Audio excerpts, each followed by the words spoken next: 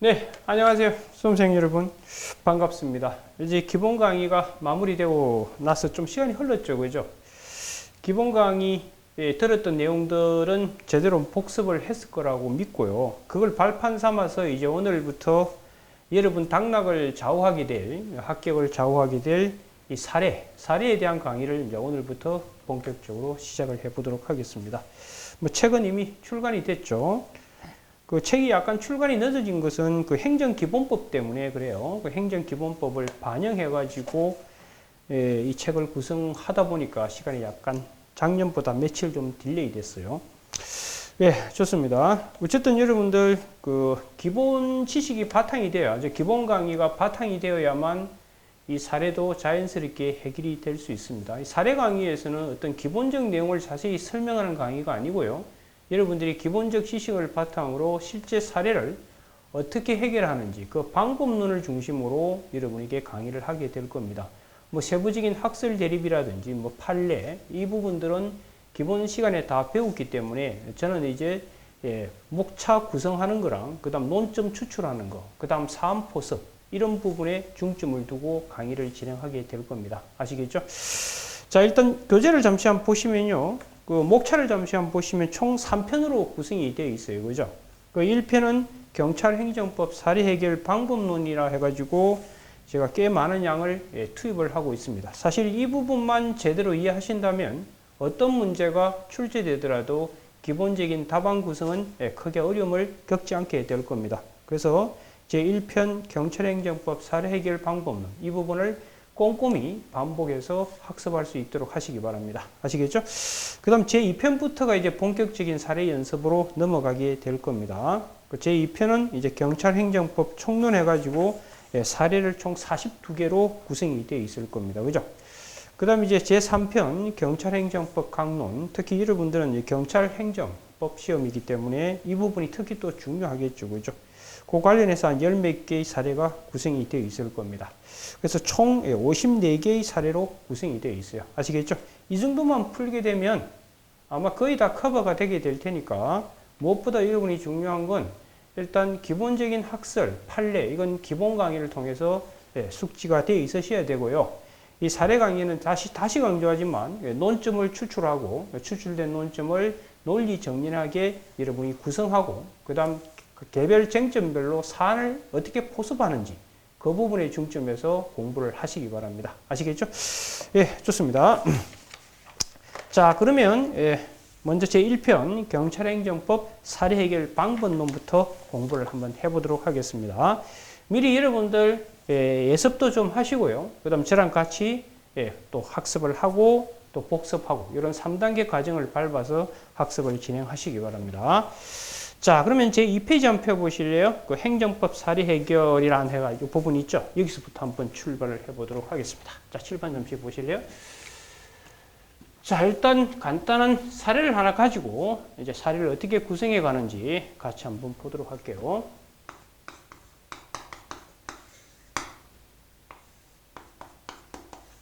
자, A라는 친구가 혈중 알코올 농도 뭐 0.05로 운전을 했어요. 음주운전을 이렇게 한 겁니다. 그래서 이제 지방경찰청장이 A한테 운전면허 뭐 6개월 정지 처분을 이렇게 해줬어요. 그럼 우리는 법치행정이라고 배우셨기 때문에 이 운전면허 6개월 정지 처분에 근거법이 있겠죠. 법률이 있을 겁니다. 그죠? 법률. 법률에서 뭐 제1조에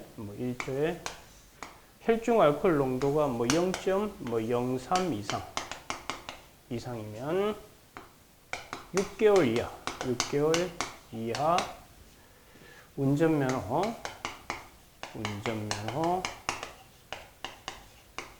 정지할 수 있다. 이렇게 법이 되어 있다고 가정하자고요. 그래서 A 입장에서 자기한테 운전면허 6개월 정지 처분한 것이 문제가 있다 하면서 이 부분에 대해서 우리가 가장 대표적인 게 취소소송이죠. 취소소송을 이렇게 제기했다고 가정했을 때 설문에 물어보기를 A가 이 운전면허 6개월 정지 처분에 대해서 제기한 취소 소송에서 인용 가능한가 이렇게 이제 만약 묻었다고 합시다. 인용 가능성 이걸 한번 검토해 보라 이렇게 문제가 나올 수 있겠죠. 이 가장 전형적인 문제예요. 그럼 인용 가능성 검토하다 보면 먼저 여러분 기본 시간에 배웠던 지식을 활용해 보면 먼저 소가 적법해야 되죠. 소의 적법을 갖춰야 되고 그 다음 두 번째가 본안에서 운전면허 6개월 정지 처분 이게 본안이잖아요. 이게 운전면허 정지 처분의 위법성 여부겠죠. 그리고 그냥 처분이라고만 따올게요. 두 번째 이 처분의 위법성 이렇게 될 겁니다. 그죠? 그 다음 이제 요 6개월 운전면허 정지 처분 때문에 A가 피해를 입었다. 손해가 생겼다. 이런 경우도 있을 것이고요. 그죠? 자, 이걸 놓고 이제 간략적인 사례가 어떻게 흘러가는지를 보도록 할 텐데, 그 2페이지 잠시만 보시면 그 최고 위에 행정법 사례 해결이라 해가지고 총 4박자로 구성되어 있다라고 아마 기술이 되어 있을 거예요. 그죠? 첫 번째가 구체적인 행정법상의 분쟁이 있어야 된다고 되어 있어요. 그죠? 자, 사례 해결의 4단계인데, 사례 해결 4단계. 자, 먼저 1단계가 반드시 여러분들이 문제를 받게 되면 설문이 주어지죠. 그죠? 설문에 보면 뭐 지방경찰청장이 A한테 뭐 운전면허 6개월 정지 처분했다. 이게 뜨게 될 겁니다. 그리고 아시다시피 여러분들 기본적으로 행정작용 법대로 한다. 이게 법치행정이죠. 법치행정. 그리고 행정법은 아시다시피 여러분들 국가하고 국민이 이 법치행정을 놓고 싸우는 거예요. 국가는 이 행정작용이 법대로 했다. 이걸 주장하게 될 것이고 반면에 국민 쪽에서는요. 이 행정작용이 법치행정에 반해서 이루어질 거다라고 주장하면서 소송을 통해 싸우는 거. 이게 행정법의 기본입니다. 그래서 사례라는 것도 사실 이걸 놓고 싸우는 거예요. 아시겠죠? 자, 그렇다면 먼저 사례 해결의 1단계는 이 설문, 즉 쉽게 말해서 사건을 여러분이 정확하게 체크하셔야 돼요. 그런데 사건의 출발은요. 행정작용이 반드시 뜨게 돼요. 이 행정작용 때문에 분쟁이 생기게 될 테니까. 그래서 1단계가 분쟁이 존재해요. 구체적인 분쟁. 이 분쟁은 설문으로 주어지게 될 겁니다. 그래서 이 설문을 잘 읽으셔야 되고 설문 읽을 때 가장 포커스를 맞추셔야 되는 것은 이 분쟁을 유발한 원인 행위. 그게 바로 행정작용이겠죠. 그래서 이 설문에서 분쟁을 뽑아낼 때 설문에 나와 있는 구체적인 이 행정작용. 구체적인 이 행정작용을 여러분이 제대로 골라내셔야 돼요. 그래서 항상 형광펜으로 그래서 딱 여러분 문제 받자마자 설문에 나와 있는 구체적인 행정작용에 형광펜을 딱 칠하고 들어가셔야 돼요. 아시겠죠? 그래서 이 행정작용, 이놈. 왜냐면 이놈이 이제 성질도 여러분이 검토하셔야 되거든요. 법적, 성질, 이런 것들이 다 규명이 되게 됩니다. 그래서 1단계에서 하셔야 될 건 정확하게 설문을 꼼꼼히 읽어서 그 안에서 행정작용을 선별해내도록 하시라 이 말이에요. 선별해낸 행정작용의 법적 성질이 뭔지도 항상 생각을 하셔야 됩니다.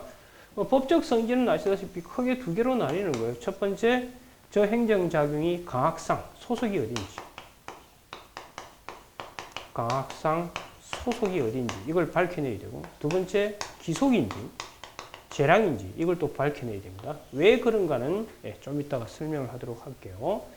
그 다음에 이제 두 번째, 2단계가 뭐냐면 이제 이 행정작용, 설문에 나와 있는 이 행정작용 때문에 분쟁이 생겼겠죠. 그 분쟁을 법적 시각에서 가공해낼 줄 아셔야 돼요. 이게 그걸 합치면 우리가 뭐라고 그러냐면 법적 쟁점이라고 그런다고. 두 번째는 이제 법적 쟁점을 여러분이 도출해 내셔야 돼요. 이 법적 쟁점을 어디에다가 쓰는 거냐면 이게 논점의 정리에다가 쓰는 거예요. 논점의 정리에다가. 이 법적 쟁점은 크게 두 개로 나뉩니다. 크게는요. 첫 번째가 아까 소의 적법. 이게 첫 번째 쟁점이 될 수 있고요. 그 다음 두 번째 쟁점은 본안에서 처분의 위법성. 이게 두 가지 쟁점입니다. 물론 이 안에서 이제 세부적 쟁점으로 나눠지겠죠.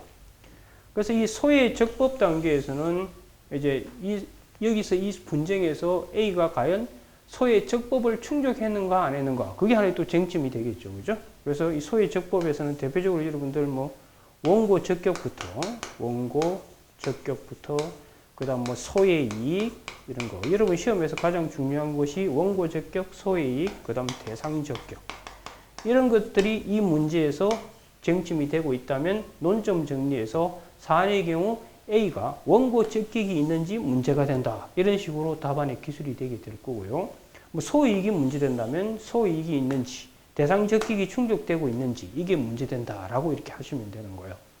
그 다음에 이제 처분의 위법성에 와가지고는 이제 결국은 이게 만약 재량이라면 뭐 처분의 위법성에서는 저 운전면허 6개월 정지 처분이 재량 한계를 벗어나서 특히 재량 한계와 관련해서 뭐 비례 원칙에 위반되는지 문제된다. 그런 걸 적는 거예요. 그래서 처분의 위법성에서는 특히 여러분 시험에 자주 문제되는 게 뭐 재량 한계 관련해서 무슨 뭐 신뢰보호라든지 뭐 비례의 원칙 이런 것들이 위반됐느냐 이런 걸 여러분 답안에다가 논점 정리에다가 쓰시는 거예요. 그래서 크게 그 설문을 꼼꼼히 읽어내 가지고 뭐가 문제거리가 되는지를 뽑아내야 돼요. 뽑아낸 것을 논점 정리에다가 기술하고 그 다음에 이제 이걸 하나하나 목차 달아서 이제 분석에 들어가는 게 사례 해결이 될 수밖에 없겠죠. 이게 2단계고요.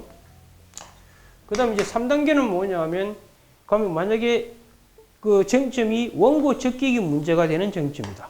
아니면 이게 뭐 재량의 한계로서 뭐 신뢰보호나 비례 원칙이 문제된다. 그러면 그걸 해결할 뭘 발견해야 된다고? 도구를 발견해야 돼요. 그래서 세 번째는 이 법정 쟁점을 해결할 도구. 이 쟁점을 해결할 법적 쟁점 해결 도구를 여러분이 찾아내야 돼요. 이 도구는 당연히 법학에서는 가장 중요한 도구가 첫 번째는 법이겠죠. 그죠? 네, 법. 이 법을 먼저 찾아내야 돼요. 예를 들어서 원고 적격이 쟁점이다. 그럼 원고 적격을 해결할 도구. 그럼 법에서 일단 찾아야 된다고 그랬죠? 이미 여러분 기본 시간에 배웠다시피 원고 적격을 해결할 법은 행정소송법 12조에 들어가 있잖아요. 그래서 그 12조를 뽑아내셔야 되는 거예요. 그럼 법인데 이 법도 크게 여러분들 성문법이 있고 그 다음 불문법이 존재하죠. 근데 사실은 이제 그동안 불문법으로 분류되어 왔던 뭐 행정법의 일반 원칙들이 있죠. 이게 이번 행정기본법에 다 성문화되었잖아요. 그죠? 그래서 기본적으로 기본적인 성문법과 그 다음 이제 일반법으로 그 행정기본법이 만들어져 있죠. 그죠? 이 행정기본법.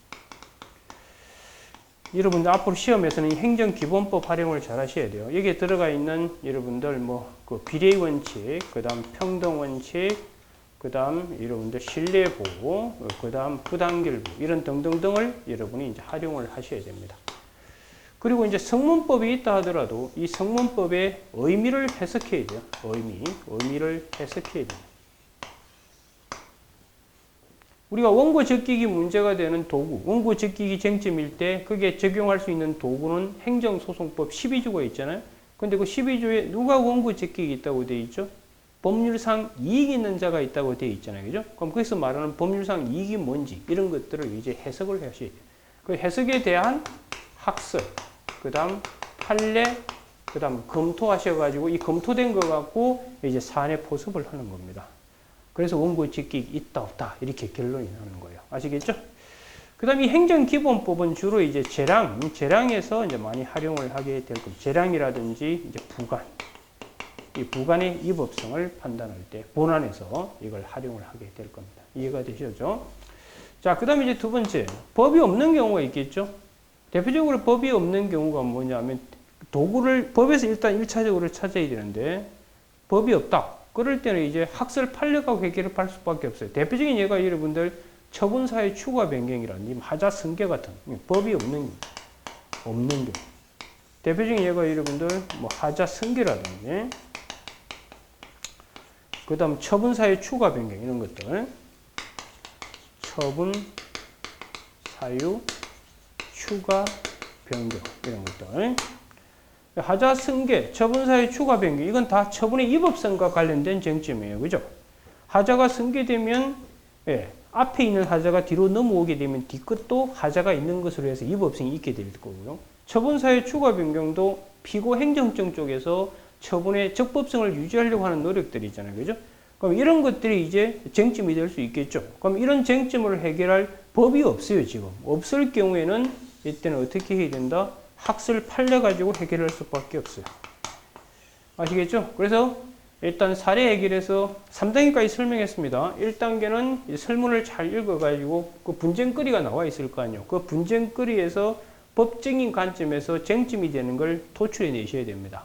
아시겠죠? 근데 쟁점은 사실은 크게는 소의 적법이 쟁점인 경우도 있고 처분이 위법인지 아닌지가 쟁점이 되는 경우, 크게는 두 개로 구분이 될 수 있습니다. 이해가 되죠? 그러면 이런 법적 쟁점을 발견했다면 이걸 해결할 도구를 발견해야 되는데 그 도구는 크게 법, 그 다음 법이 없다면 학설 판례로 해결해야 되고, 법이 있다고 하더라도 그 법의 의미가 추상적이잖아요. 그 법 의미에 대한 해석을 해야 되는데 그 해석에 대한 학설 판례, 그 중에 하나를 검토하셔가지고 이 쟁점에다가 포섭을 해서 결론을 내는 거예요. 그래서 마지막 4단계가 뭐겠어요? 당연히 1, 2, 3 마지막에 이제 4단계가 이제 사안에 포섭하는 거예요. 사안 포섭. 이게 검토되는 거, 이 도구를 여기에다가 쟁점에다가 포섭을 하는 거예요. 이게 이제 여러분 답안에서는 사안의 해결, 뭐 사안의 경우 이런 식으로 되는 거예요. 아시겠죠? 이게 이제 사례 해결의 총 4단계가 되는 거예요. 요 전체적인 메커니즘을 이해하시겠습니까? 네, 좋습니다. 그걸 설명해 놓은 부분이 그게 여러분 행정법 사례 해결이라 해가지고 그 4개를 적어 놓은 겁니다. 한번 읽어봅시다. 행정법 사례 해결이라 안 그러났죠? 구체적인 행정법상 분쟁, 그죠? 그 다음 법적, 그게 1단계죠. 그 다음 법적으로 해결할 수 있는 쟁점을 찾아내죠. 이게 이제 논점의 정리에다가 적어야 될 내용이고요. 그 다음 이 쟁점을 해결할 도구가 있어야 되겠죠. 그게 바로 법하고 판례, 학설 이런 걸 들고 가지고 해결할 수밖에 없어요. 그래가지고 그 중에 하나를 택한 도구 가지고 이 쟁점에다가 포섭해서 결론을 내는 거라고. 그게 바로 분쟁, 문제 해결 이렇게 결론을 짓게 되는 겁니다. 대충 감이 잡히죠? 그럼 이 사례 같은 경우에도 이 소의 적법 단계에서 뭐가 쟁점이 되고 그 다음 본안에 들어와서 처분의 위법성과 관련해서 뭐가 문제가 되는지 그런 것들을 논점 정리에다가 적으셔야 되는 겁니다. 이해가 돼요? 그리고 문제를 어떻게 묻냐에 따라서 이것만이 쟁점일 수도 있고 둘 다가 쟁점일 수도 있고 이것만 쟁점일 수도 있습니다. 이것만 쟁점일 때는 보통 뭐 A가 제기한 취소 소송은 적법한가 이렇게 묻게 되면 이건 소의 적법만 묻게 되는 거예요. 또 아니면 이렇게 물을 수도 있어요. A는 뭐 취소 소송 제기 가능한가 이렇게 물었더라도 이거는 소의 적법만 묻게 되는 거예요. 그 다음 이제 처분의 위법성만 묻는 케이스는요. 저 운전면허 6개월 정지 처분이라고 할게요. 저 처분의 뭐 위법성 검토하라. 이럴 때는요. 소의 적법은 논점이 되지 않습니다. 이때는 본안의 위법성만 판단해 내시면 되는 거라고요. 아시겠죠? 그런데 이래 묻지 않고요. 이 설문처럼 인용 가능하냐 이렇게 물었을 경우에는요. 인용 가능하려면 일단 소가 적법해서 법원에 본안으로 넘어가야 될 거 아니에요. 그렇죠? 일단 소가 적법해가지고 그 다음 본안에서 위법까지 돼야 인용이 될 테니까. 이럴 때는 둘 다가 쟁점이 될 수밖에 없습니다. 아시겠죠? 그래서 인용 가능하냐 물었을 때는 소의 적법과 처분의 위법성 이 둘 다를 여러분이 검토를 하셔야 되고요. 이렇게 물었을 경우에는 이건 요것만, 이거는 요것만 이렇게 쟁점이 된다. 이 문제를 잘못 읽게 되면 엉터리 답안을 구성하게 되고 쓸데없는데 시간 낭비하게 돼요. 진짜 써야 될 걸 못 쓰게 되고 채점자 입장에서는 제정신이 아닌 친구로밖에 볼 수가 없다고요. 제대로 문제 파악 능력을 보여주고 있지 못하기 때문에 까락을 줄 수밖에 없어요. 아시겠죠? 일단 여기까지가 기본 포맷이 되는 겁니다. 됐죠? 자, 그러면 이제 구체적으로 이제 사례 해결 방법론에서 첫 번째 논점의 정리부터 이제 하나씩 들어가 보도록 하겠습니다. 이건 지워도 되겠죠? 어떻게 돌아가는지. 자, 그러면 이건 지우고요. 일단 첫 번째부터 설명에 들어갑시다. 구체적으로.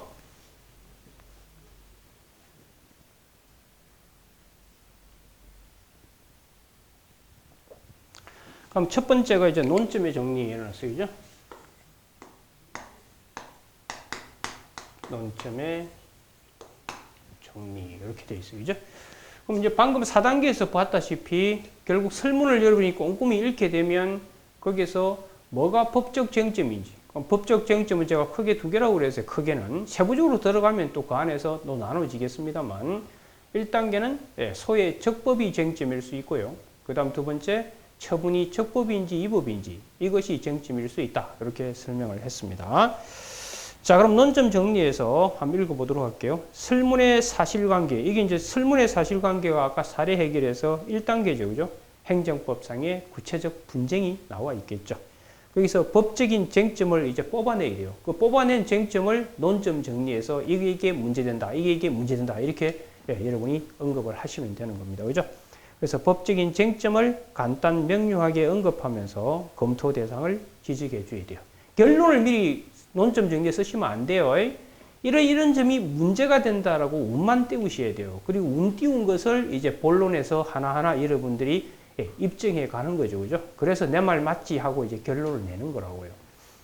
그래서 검토 대상을 지적해 주면 되고 미리 결론을 서술하거나 또 단순히 설문에 나와 있는 사실관계를 요약해서 쓸 필요가 없어요.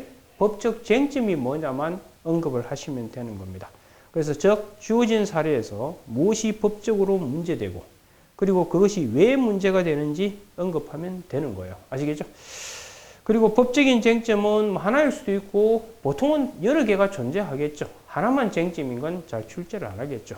그리고 그 쟁점은 아까 언급한 것처럼 크게 실체법상의 적법 여부, 즉 여기서 보시면 운전면허 6개월 정지 처분이 적법인지 위법인지 이게 쟁점이겠죠. 그 위법성 관련 쟁점 안에 또 세부적 쟁점이 꽤 있겠죠. 뭐 하자 승계가 문제될 수도 있는 것이고 그 다음 재량의 한계를 벗어난 것이 문제가 되는지 여러 가지 쟁점이 등장하게 될 겁니다. 아시겠죠?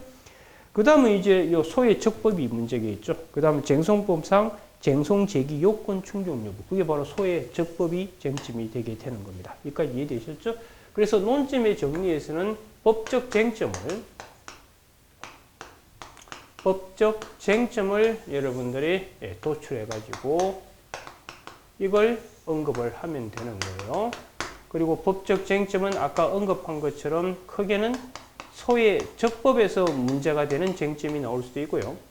그 다음 두 번째는 어디서? 그렇죠. 처분의 위법성에서 문제가 돼서 나올 수 있습니다. 이렇게 구분하시면.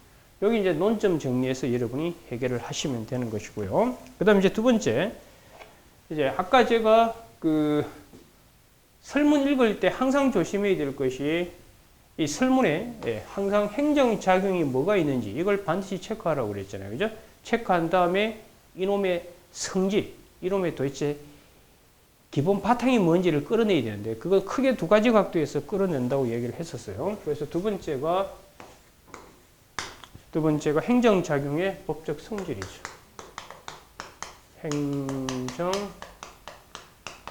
행정작용의 법적 성질. 여기 이제 두 번째 쟁점. 이 법적 성질 각도에서는 설문의 이 행정작용이 있죠. 이놈의 이제 기본적인 속성을 여러분이 규명해 내셔야 됩니다.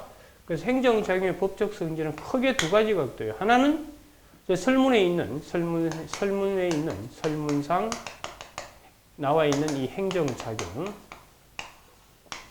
행정작용의 어떤 강학상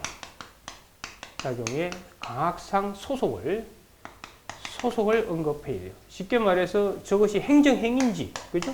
아니면 뭐 행정지도인지, 아니면 이게 뭐 적시강제인지, 아니면 이게 뭐 여러분 행정조사인지, 뭐 이런 것들을 여러분이 밝혀내셔야 됩니다. 행정행위라고 하더라도 이 행정행위 안에서도 이놈이 뭐 허가인지, 아니면 뭐 특허인지, 이런 것들을 이제 규명해 내셔야 되는 겁니다. 그리고 뭐 철회인지 이런 것들 아니면 뭐 취소인지 이런 것들을 여러분이 규명해 내셔야 된다 이 말이에요. 이해가 돼요? 그리고 이제 보통은 여러분 보시면 알겠지만 이런 행정작용이 있으면 이것만 나오는 게 아니라 이게 다 조건이 붙죠. 이 조건이 이제 부관이죠. 그죠? 아시다시피 부관도 이렇게 붙게 될 겁니다. 그럼 이 부관인지 아닌지 그것도 이제 밝혀내셔야 되겠죠. 그 다음 뭐 부관 문제 이런 것들도 여러분이 밝혀내시고 이게 이제 행정작용의 첫 번째 소속을 밝혀내는 거예요. 이거 밝혀내는 이유는요. 우리가 이제 좀 있으면 보시겠지만 이게 행정행위로 이렇게 분류되잖아요. 그러면 이 행정작용은 처분성이 인정될 수 있죠. 우리 처분성이 인정되면 소의 적법 단계에서 대상적격이 충족되는 건 아시죠? 기본 시간에. 그래서 특히나 요 1번 있죠. 이 부분은 대상적격하고 연결이 될 수 있다는 거. 대상적격. 즉 처분성 문제와 연결이 될 수 있다. 이해가 되죠? 그럼 이거는 기본적으로 소의 적법, 즉 쟁점 중에서 소의 적법하고 또 연결이 되게 된다는 걸 아실 거고, 그 다음에 이제 두 번째가 뭐냐면 이 행정작용이 기속인지 아니면 재량인지 이걸 이제 밝혀내셔야 돼요. 이건 어디서 써먹으려고 그러냐면 이건 본안에서, 즉 처분의 위법성하고 관련해서 써먹게 돼요. 처분의 위법성과 관련. 특히 여러분 시험은 거의 재량이 나오게 될 겁니다. 그럼 재량일 때는요, 기본적으로 이 첫째, 위법성 판단 구조가 달라요. 위법성 판단 구조에서 차이가 있고요. 그 다음 또 부관을 붙일 수 있는지, 부관의 가능성 이런 데서 또 문제가 돼요. 부관의 가능성 이런 거. 그 다음 나중에 배우시면 알겠지만 이미 배웠지만 절차 같은데 행정 절차 이런 데서도 문제가 돼요. 오케이? 네. 그래서 행정작용의 법적 성질 파트에서는 크게 이 두 가지가 여러분들이 규명이 되셔야 돼요. 아시겠죠? 그래서 이 부분은 소의 적법이 쟁점인 단계에서 대상 적격에서 주로 많이 활용이 되게 될 것이고요. 그 다음 두 번째 이 부분은 본안에 들어와서 처분이 적법인지 위법인지를 판단할 때 여러 가지 영향을 미치게 된다는 점을 기억하시기 바랍니다. 아시겠죠? 자, 그걸 가지고 보도록 합시다. 그래서 항상 여러분 기본 시간에 배웠던 숱한 행정작용 많이 배웠잖아요. 뭐 행정위부터. 그 다음 행정입법도 하나의 행정작용인 거 아시죠? 그 행정입법은 사실은요, 법이기도 하고요. 또 구체적인 법이기도 하고 또 행정작용이기도 하는 이중적 지위를 갖게 된다는 점도 규명하셔야 돼요. 그래서 아까 제가 얘기했지만 도구에서 1차적으로는 법률이지만 여기 또 뭐가 있죠? 행정입법도 들어간다는 거 아시죠? 그리고 이런 것들이 여러분 시험에서는 참조 조문으로 주어지게 될 겁니다. 참조 조문으로 이렇게 주어지게 될 겁니다. 그걸 가지고 여러분이 이제 답안을 완성을 하셔야 됩니다. 자, 그럼 3페이지 한번 보실까요? 자, 큰 2번에 행정작용의 법적 성질돼 있죠. 여러분 시험에 그동안 출제됐던 것들을 제가 지문을 뽑아가지고 그렇게 정리를 해놓은 겁니다. 그 출제형 하나만 볼게요. 봐요. 갑은 A경찰서 건물 내에서 식당을 운영하기 위하여 A경찰서장에게 별관 1층을 식당으로 사용해달라는 사용허가를 신청하였다. A경찰서장은 사용허가를 부여하였다. 갑에 대한 사용허가의 법적 성질을 검토하세요. 행정작용의 성질 검토 자체를 별도의 하나의 여러분의 문제로 분리해서 이렇게 출제가 되는 경향이 높아요. 그럼 이때 사용허가가 도대체 이게 허가차 붙었지만 이게 행정행위로서 허가인지 아니면 특허인지 이런 것들을 여러분이 규명해 내셔야 됩니다. 이해가 돼요? 이번 문제 보시면 뭐 별표 7의 법적 성질에 대해서 논하라고 그러죠. 별표 7, 이번 기본 시간에 배웠다시피 이게 법규명령 형식의 행정규칙이잖아요.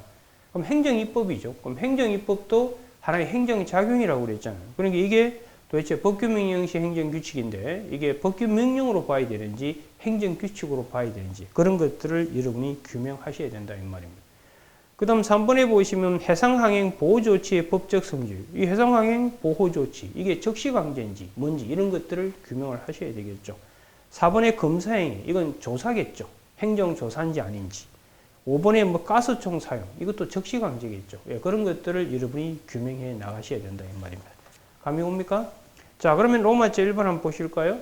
자, 설문의 행정작용이 강학상 어떠한 작용에 해당하는지 그걸 먼저 해결하라고 되어 있죠. 그래서 사례 해결의 출발에 해당하는 부분으로 주어진 설문에 등장하는 행정작용이 구체적으로 강학상 어떤 작용에 해당하는지 그걸 먼저 검토해야 돼요. 그래서 먼저 첫 번째 이게 행정행위인지, 행정행위라면 또 행정행위 중에서 뭐 하명인지, 허가인지, 특허인지 이걸 여러분들이 규명해 내셔야 됩니다.